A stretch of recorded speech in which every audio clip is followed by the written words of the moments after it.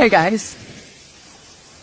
It smells like nature. It smells like the sea salt in the sea. It smells like the sun on my skin.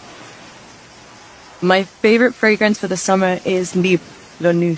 It has green mandarin from Calabria and orange blossom from Morocco, and I just love how it really encaptures this deep, beautiful Mediterranean scent in a bottle, and I just can't get enough of it.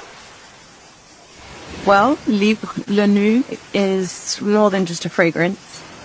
It has this oil and water formula, and that's amazing because during the summer, I can put it all over my skin, I can put it in my hair, and it keeps my skin glowing all day. I just love the raw feeling of the rocks under my feet. It makes me feel so grounded. But when the sun goes down, I love to throw on a pair of heels and just dance all night. Just one more spray.